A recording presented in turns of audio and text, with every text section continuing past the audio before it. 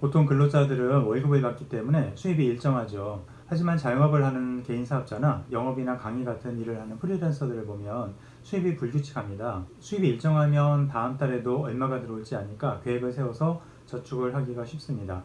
그런데 수입이 불규칙한 분들 보면 다음 달에 얼마 들어올지 모르니까 다달이 돈을 모으는 게 쉽지 않습니다.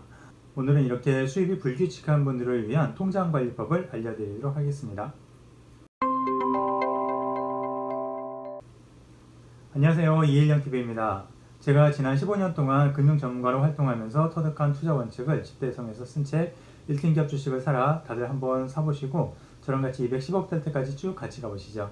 오늘은 수입이 불규칙한 분들도 돈을 잘 모을 수 있는 통장관리법을 알려드리도록 하겠습니다. 예를 들면 소규모 자영업자, 각종 영업하시는 분들, 강사, 전문직, 개인택시, 연예인, 운동선수 같은 이런 여러 종류의 프리랜서 같은 분들은 수입이 불규칙해서 통장관리가 잘 안되는 분들이 많이 있습니다.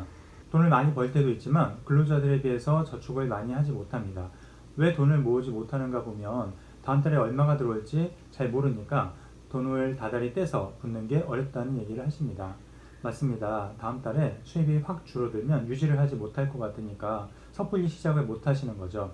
그러다 보니까 프리랜서 일하는 분들 중에는 전체적으로는 수입이 많아도 돈을 잘 모으지 못하니까 은퇴할 때는 힘들게 사시는 분들이 많이 있습니다. 통장 관리는 마음먹어서 하면 안 됩니다. 시스템으로 해야 됩니다. 내일부터 돈 잘 모아야지 라고 아무리 단단히 결심을 해도 시스템이 안 돼 있으면 오래 가지 못합니다. 근로자로 일할 수 있는데도 개인 사업이나 프리랜서를 하는 분들은 돈을 더 많이 벌 수 있기 때문에 하시는 분들이 많습니다. 내 실력이나 노력에 따라 더 많이 벌 수 있기 때문에 도전적인 분들이 시작을 하시는데요. 그렇게 해서 돈을 많이 벌면 그 돈을 잘 모아야 되는데 그게 쉽지 않습니다. 이런 분들 보면 벌기는 많이 버는 것 같은데 왜 돈이 모이지 않는 거지? 얼마를 벌어서 얼마를 쓰는지 알 수가 없다. 이런 말 하시는 분들이 많이 있습니다. 개인 사업자나 프리랜서들은 퇴직금도 없기 때문에 돈 관리를 더 잘 하셔야 됩니다. 많이 벌 때는 앞으로 더 벌 수 있을 거라는 희망적인 생각 때문에 소비를 늘리는 사람들이 있습니다. 좋은 고객을 만나기 위해서 더 좋은 옷이나 차를 사기도 합니다. 그러다가 수입이 줄어들면 적자가 되고 많이 힘들어지는 거죠. 그래서 수입이 불규칙한 분들도 수입을 규칙적으로 만드는 시스템을 만들어야 됩니다. 어떻게 하느냐? 법인 대표나 개인 사업자 대표나 똑같이 사업을 하는 건 마찬가지지만 법인 대표는 법인 통장에서 근로자처럼 일정한 월급을 받습니다. 그러니까 통장 관리를 규칙적으로 할 수가 있습니다. 개인 사업자나 1인 기업인 프리랜서들도 법인과 같은 시스템을 만들라는 겁니다. 그러려면 일단 첫 번째로 통장을 나눠야 됩니다. 업무용 통장과 개인용 통장으로 나누는 겁니다. 업무용 지출과 개인용 지출의 카드를 한 통장에서 결제하면 안 됩니다. 그러면 금액이 뒤섞여서 얼마를 벌고 얼마를 쓰는지 감이 없어집니다. 업무용 통장으로만 수입이 들어오게 하고 업무용 경비도 결제하도록 해야 됩니다. 이 통장에 순수입으로 남는 금액이 사업을 통해서 벌어들이는 금액이 됩니다. 이 금액이 매달 달라지겠죠. 그러면 지난 1년 동안의 매달 순수입을 계산해 봅니다. 수입과 경비가 파악이 안 돼서 순수입이 얼마인지도 모르는 분들은 일단 대략적인 금액으로라도 해보세요. 정확한 금액을 파악하는 것보다 실행이 중요하니까요. 최근 12달 중에서 수입이 가장 많은 달과 가장 적은 달 2달을 빼고 나머지 10달의 평균 수입을 계산합니다. 수입이 특별히 많거나 적은 달의 수치 때문에 전체적인 평균을 왜곡할 수 있기 때문에 가장 많은 달과 적은 달은 빼는 겁니다. 10달의 평균 수입을 개인 통장으로 자동이체로 보냅니다. 업무용 통장에서 일정하게 월급을 받는 거죠. 1년 동안은 수입이 늘든 줄든 일정하게 이렇게 해봅니다. 물론 이렇게 하려면 다음 달, 그 다음 달에 수입이 계속 줄어들면 월급을 못 보내주면 안 되니까 업무용 통장에 어느 정도 잔고가 남아있도록 해야 됩니다. 개인 통장에 일정하게 월급이 들어오면 이 돈에 대해서는 개인적인 고정지출과 변동지출, 또 저축 등으로 계획을 세워서 자동이체를 걸어서 하면 되는 겁니다.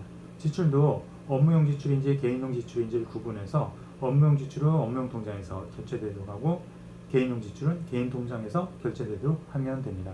이렇게 1년을 해보고 연말에 결산을 해봅니다. 1년 동안 수입이 많이 늘었다면 업무용 통장의 잔고가 많이 늘었을 겁니다. 필요 이상으로 잔고가 많이 남아있다면 수입이 줄어들 때를 대비한 일정 금액을 남겨놓고 나머지는 개인용 통장으로 보냅니다. 연말 보너스를 받는 거죠.